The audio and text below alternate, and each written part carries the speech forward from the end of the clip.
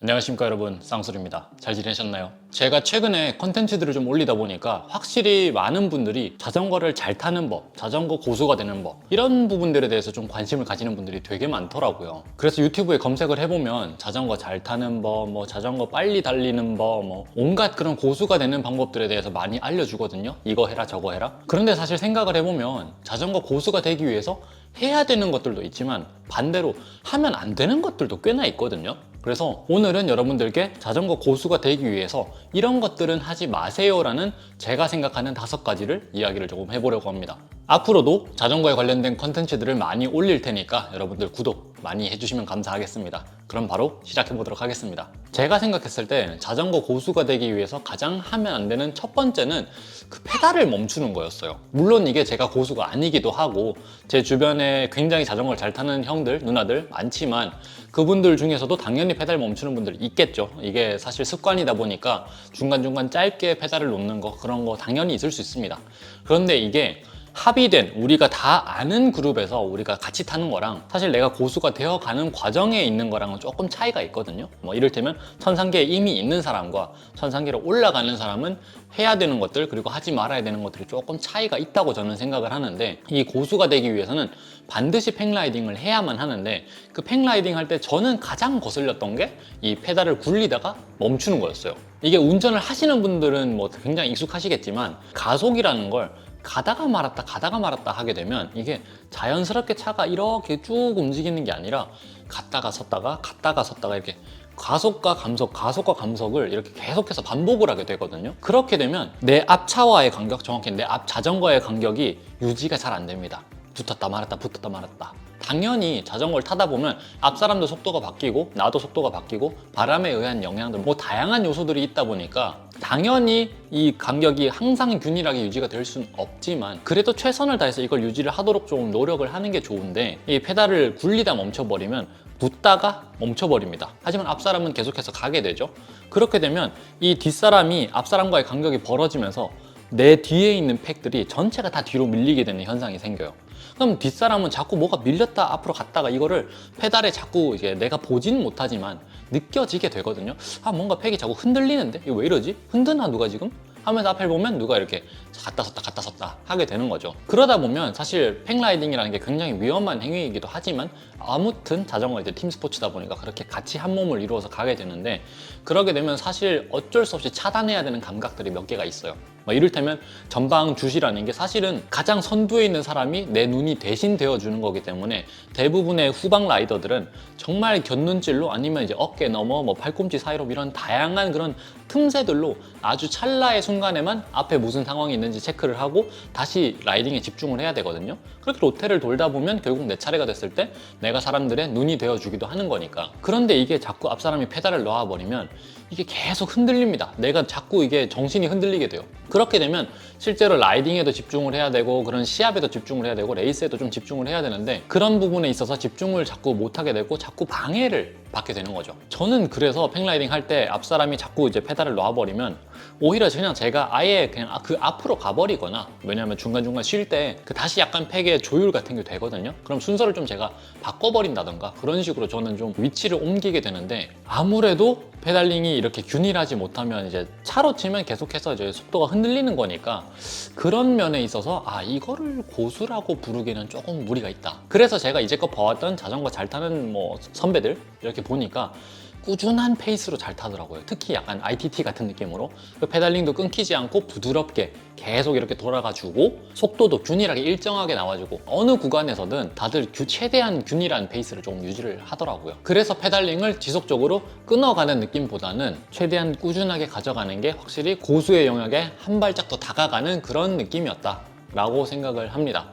자전거 고수가 되기 위해서 절대 하지 말아야 할 두 번째 습관은 바로 바닥 보는 거예요. 제가 방금 말씀드렸다시피 후방에 있는 라이더들은 시야가 많이 차단이 돼 있습니다. 내 앞에 거의 앞사람의 등판, 엉덩이, 안장 이런 것들밖에 안 보여요. 시야가 거의 절반 정도가 이렇게 가려진 상태로 라이딩을 하게 되거든요. 그렇다고 해서 사실 어차피 절반이나 가렸으니까 그냥 앞사람 믿고 나는 바닥만 보겠다 라고 생각을 하는 건 너무나 많은 일들이 저 멀리서 지금 예견된 그런 위험들이 다가오고 있는데 그걸 다 무시하고 바로 앞만 보는 거랑 마찬가지예요.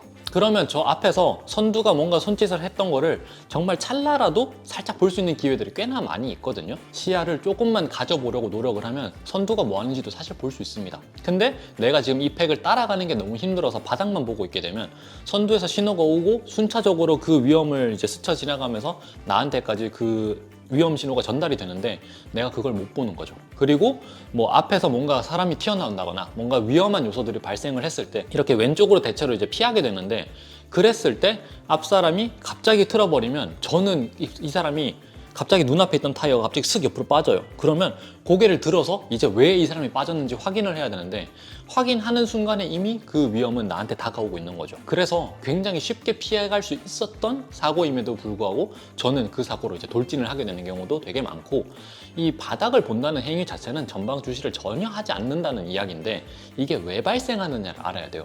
우리가 왜 바닥을 보느냐?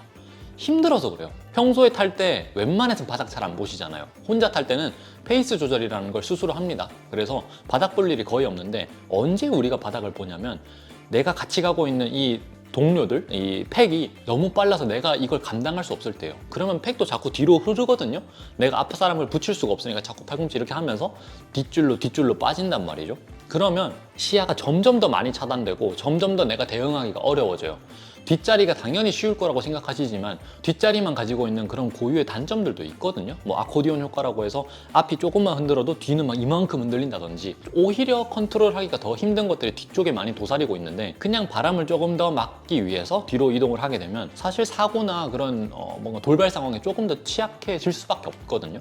그래서 이렇게 바닥을 보는 행위는 자전거 고수가 되기 위해서는 반드시 끊어야 된다. 사실 1번, 2번 뭐 순서할 것 없이 오늘 말씀드리는 것들은 다 중요한 거지만, 항상 전방 주시, 만약에 내가 오늘 이 팩에서 전방 주시가 안 된다? 그러면 저는 이 팩에 맞지 않는 사람인 겁니다. 아예 그냥 후방 팩으로 뭐 이렇게 떨어져 나와 버리던가, 그래서 좀 도와달라고 하던가, 아니면 조금 더 실력을 키운 다음에 그 팩에 다시 붙어서 타보던가, 이런 식으로 내가 그 팩에 맞는 수준인지 잘 체크를 해야 되니까 절대 바닥 보시면 안 됩니다. 그리고 자전거 고수가 되기 위해서 절대 하면 안 되는 세 번째 습관은 공기압 체크를 안 하는 일입니다. 자전거라는 게 사실 자동차랑은 조금 달라요. 자동차는 사실 한번 바람을 이렇게 넣으면 웬만큼 펑크 났을 때가 아니면 뭐 진짜 뭐 몇만 킬로씩 타도 사실 공기압 체크할 일 그렇게 많지는 않은 것 같아요. 저도 뭐 타이어 갈 때나 좀 넣거나 아니면 뭐 펑크 났을 때 뭔가 문제가 생겼을 때나 바람을 넣지 사실 거의 신경 쓸 일이 없는데, 자전거 타이어는 조금 다릅니다. 특히나 라텍스 타이어들, 뭐 비토리아 같은 애들 있죠. 그런 애들 뭐 튜블러다 이래버리면 이제 난리 나는 겁니다. 튜블러, 튜블리스 이런 애들은 안에 튜브가 없는 상태로 그냥 타이어에다가 그대로 바람을 집어넣는 거기 때문에 그 타이어가 조금 탄성이 좋은 소재라서 잘 늘어난다. 그러면 잘 늘어났으니까 당연히 그 구멍도 더 많겠죠. 제가 써본 바로는 비토리아 같은 그런 라텍스 타이어들은 진짜 한 이틀만 방치하면 바람이 다 빠져버립니다. 튜블러 기준으로. 그래서 이게 타이어가 나쁘다는 건 아니에요. 당연히 그 타이어도 그만큼의 특성이 있고 그만큼 더 약간 소프트 타이어처럼 그립도 좋고 훨씬 더 가볍고 그런 장점들이 있는데, 그 장점을 따라갈 수밖에 없는 그런 우리가 손을 좀 봐야 되는 그런 물성들이 있는 거죠. 그랬을 때 공기압 체크를 안 한다는 건 점점 더 타이어가 원형의 상태를 잃어간다는 걸 말해요. 그 구형의 상태를 이제 체중으로 눌리는 부분들이 어쩔 수 없이 생기긴 하겠지만, 이 공기압이 빠져버리게 되면 타이어가 자기 형태를 유지를 못하고 이제 무너져 버리는 거죠. 이렇게 이러면서 코너 돌 때. 그러다 보면 타이어가 이제 빛 안쪽으로 이제 씹혀 들어가면서 그냥 아예 이탈을 해버리는 경우도 있고요. 이제 타이어가 이렇게 딱 힘으로 버텨줘야 되는데 그걸 버티지 못하고 이제 짜부돼 버리는 거죠. 그리고 타이어에 공기압이 충분히 들어가 있어줘서 단단하게 버텨줘야 되는데 그러지 못해버리면 조금만 날카로운 게 그 밑으로 지나가면 그걸 이제 뚫어버리는 거죠. 이렇게 말랑한 상태니까 툭 이렇게 찔러버리는 그런 상황들이 많이 발생을 하면서 펑크에 훨씬 더 취약한 상태가 됩니다. 뭐 자동차야 뭐 실펑크 나도 굉장히 오랜 시간 달릴 수 있거든요. 뭐 멈추면 바람이 빠진다거나 그런 경우가 다반사인데, 자전거 같은 경우에는 펑크 나면 그냥 그 자리에서 바로 주저앉는 경우도 많고, 그리고 또 다운힐이나 뭐 코너 돌 때 이럴 때 뭐 펑크가 나버리면 진짜 사고가 좀 크게 납니다. 이 차랑 달라요. 우린 바퀴가 2개밖에 없고 정말 얇은 타이어 위에 올라와 있기 때문에 누가 됐든 그 펑크가 나게 되면 사실 급팩에 굉장히 큰 영향을 줄 수밖에 없습니다. 그 펑크로 인해서 뒤에서 사고가 나는 경우도 많고, 이게 나만 위험한 게 아니라 나랑 같이 타는 사람들 모두가 위험한 행위이기 때문에 자전거 고수가 되기 위해서는 매 라이딩마다 공기압을 체크를 해주는 게 굉장히 중요합니다. 저는 뭐 사실 빅토리아 쓸 때 그런 면은 좋았어요. 오히려 공기압이 덜 빠지는 타이어를 쓰게 되면 적당히 만져보고 괜찮다 싶으면 그냥 나가는 경우도 많았는데, 빅토리아는 그냥 며칠 놔두면 다 빠져버리니까 무조건 라이딩 전에는 반드시 펌프질을 하고 나가야 됐거든요. 그래서 오히려 저는 그런 면이 저를 계속해서 공기압 채워 넣으라고 이렇게 상기를 좀 시켜주는 그런 요소로 작용을 해서 저는 꽤나 도움이 많이 됐던 것 같아요. 그래서 여러분들 자전거 고수가 되기 위해서는 절대 공기압을 무시해선 안 됩니다. 반드시 공기압 체크를 하고 타셔야 돼요. 자전거 고수가 되기 위해서 절대 가지면 안 되는 4번째 습관은 낙관적인 사고입니다. 이 자전거도 주행을 하는 스포츠다 보니까 정말 다양한 사람들을 스쳐 지나가게 됩니다. 저희가 뭐 일반적으로 라이딩을 할 때 최소한 사람을 한 500명씩은 지나치게 되는 것 같아요. 주말 라이딩 통상적으로 적으면 500명인 거죠. 진짜 많은 사람들을 이제 오가면서 마주치게 되는데, 우리가 그 사람들의 모든 생각을 다 알 수가 없어요. 모든 사람들이 나처럼 생각을 하지도 않고요. 그러다 보니까 이 사람들이 어디로 갈지, 어디서 어떻게 행동을 할지, 어떤 식으로 브레이크를 잡을지 우리는 아예 모르는 상태인데, 당연히 내가 이런 식으로 움직이니까 저 사람들도 이런 상황에 이런 식으로 움직이겠지 하면서 돌발 상황에서 본능에 따라 움직이게 됩니다. 그럴 때 에이 하는 순간 그 사람이 내가 생각했던 설마 저러겠어 하는 행위를 거의 무조건 합니다. 왜? 그 사람이 잘못된 게 아니라 내 예측이 거의 나만의 것이라서 그래요. 나는 그렇게 행동을 하겠지만 다른 사람은 제가 그렇게 당연히 행동한다는 걸 이상하게 생각할 수도 있거든요. 사람마다 특정한 사건에 대처하는 방법이 정말 천차만별이에요. 그런데 당연히 내가 이런 식으로 행동을 하니까 저 사람도 이렇게 행동을 하겠지? 그러면서 자전거가 오르막에서 서행을 할 때 에이 그냥 당연히 오른쪽으로 빠졌다가 서서 건너가겠지라고 왼쪽으로 이제 추월을 하기 시작하다가 이 사람이 바로 꺾어버리기 시작하면 결국 사고는 누가 냈다? 내가 내는 게 되는 거죠. 그래서 우리가 앞 사람의 행동을 예측을 하거나 당연히 사고가 없을 거야 라고 생각을 하는 것보다는 자전거를 탈 때 오히려 조금 더 비관적으로 앞 사람이 갑자기 펑크가 나서 미끄러진다거나 이랬을 때 나는 어떻게 행동을 해야 되지라는 그런 나만의 대응법을 머릿속에 가끔씩이라도 상기를 좀 시켜주시는 게 좋은 것 같아요. 무의식에다가 자꾸 사고가 발생을 할 수 있고, 그랬을 때 나는 어떻게 대처를 해야 안전하게 그 사고를 피할 수 있고, 이런 것들을 스스로에게 계속 알려주고 대응책을 만들고, 그런 행위를 반복을 하는 게 확실히 자전거 고수가 되는데 가장 중요한 습관이기 때문에 절대로 오늘 라이딩 아주 모두 잘 타는 사람들이기 때문에 절대 사고 안 날 거야, 괜찮아, 앞에 좀 안 봐도 돼, 이런 식으로 조금 낙관적이고 편안한 그런 생각을 하는 것보다는 이렇게 조금 더 비관적으로 생각을 하는 게 중요하다. 그리고 이제 마지막으로 여러분들에게 알려드리고 싶은 자전거 고수가 되기 위해서 절대 가지면 안 되는 마지막 5번째 습관은 바로 뒷주머니를 자꾸 이렇게 건드리는 일이에요. 사실 요즘 라이딩 같은 경우에는 예전에는 정말 그런 퍼포먼스 라이딩 막 진짜 막 빡시게 타고 막 팀으로 막 레이스하고 기록 재고 뭐 더 성장하기 위해서는 어떻게 해야 되냐 이런 식으로 좀 공격적이고 팀적인 그런 스피드 레이싱의 영역이 조금 더 강했다면, 최근에는 확실히 조금 더 자전거를 여유롭게 취미로서 즐기는 분들이 굉장히 많아지셨거든요. 그러다 보니까 자전거 타면서 사실 하면 안 돼요. 하면 안 되는데 어쩔 수 없이 이렇게 핸드폰 꺼내서 사진을 좀 찍는 경우가 좀 발생을 한단 말이죠. 저도 그래서 최대한 안 하려고 좀 노력을 하곤 있는데, 요즘 자전거 타실 때 보면 진짜 한 팩에 미러리스 카메라 이런 거 한두 대씩은 꼭 따라 붙어 있거든요. 그러다 보니까 자전거를 타다가 계속해서 이렇게 손이 뒤로 가는 거죠. 뭐 파워젤을 꺼내든 뭐 핸드폰을 꺼내든 뭐 카메라를 꺼내든 손이 계속해서 이렇게 뒤로 가게 되는데, 사실 우리가 자전거 탈 때 이렇게 타잖아요, 여러분. 이렇게 탄단 말이죠. 이렇게 타면서 뒷주머니로 이렇게 손이 간다. 애초에 이 자세 자체가 좀 역자세이기 때문에 이게 자세가 편한 자세가 아니에요. 그런데다가 지금 브레이크에서 손 하나 뗐죠? 특히나 오른손 떼면, 오른손은 뒷브레이크이기 때문에 지금 내가 갖고 있는 건 이 왼손 앞브레이크 하나밖에 없는데 이때 갑자기 돌발 상황 생겨서 브레이크 잡아야 된다. 앞브레이크 당연히 잡겠죠. 내 손에 잡힌 거 지금 이거밖에 없으니까 꽉 바로 그냥 앞으로 팍!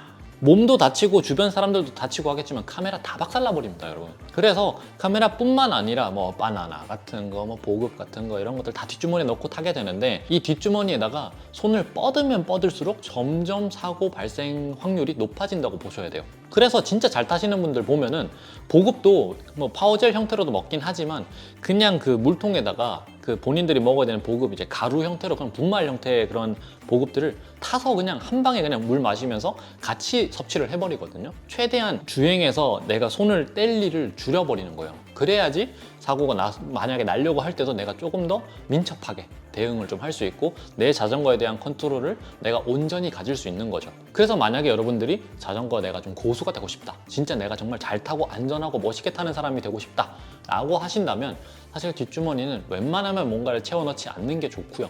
물론 뭐 다 떼내고 이제 맨몸으로 호련히 나가는 게 제일 좋긴 하겠지만 그게 사실 불가능하잖아요. 저희가 뭐 사회생활도 해야 되고 뭐 가족들이랑 연락도 해야 되고 하다 보니까 핸드폰 정도 이렇게 뒷주머니에 꽂아 놓고 아니면 이제 그 옆에 이제 보급 같은 거 짧은 오늘 라이딩이 조금 길다 파워젤 한두 개 정도 이렇게 꽂아 놓고 어차피 팩라이딩 그런 약간 투어 라이딩에서는 우리가 조금 시간을 두면서 이제 쉬어가는 구간들이 있거든요. 그래서 그런 데 섰을 때 파워젤을 살짝 섭취를 해주는 걸로 그렇게 하시면 조금 더 안전하고 타인에게 좀 이제 배려를 할 수 있는 그런 멋진 자전거 고수가 될 수 있지 않나라는 생각을 좀 해봤습니다. 그래서 오늘은 여러분들께 자전거 고수가 되려면 우리가 어떤 것들을 하지 말아야 될까에 대한 이야기를 좀 해보았는데요. 여러분들 생각은 좀 어떠세요? 저는 자전거 고수는 아니지만 자전거 고수가 되고 싶어 하는 사람의 한 명으로서 이런 것들을 하지 않으면 우리가 조금 더 고수가 되지 않을까. 그리고 내가 이제껏 봐왔던 자전거 잘 타는 사람들은 이런 것들을 좀 했던 것 같다 라는 것들을 이렇게 모아봤는데 여러분들이 생각하시는 자전거 고수가 되기 위해서 하면 안 되는 것들을 댓글로 적어주신다면 저도 참고가 많이 될 것 같으니까 많은 댓글 남겨주시면 감사하겠고요. 저는 또 다음 영상으로 찾아뵙도록 하겠습니다. 짱수였습니다. Bye guys.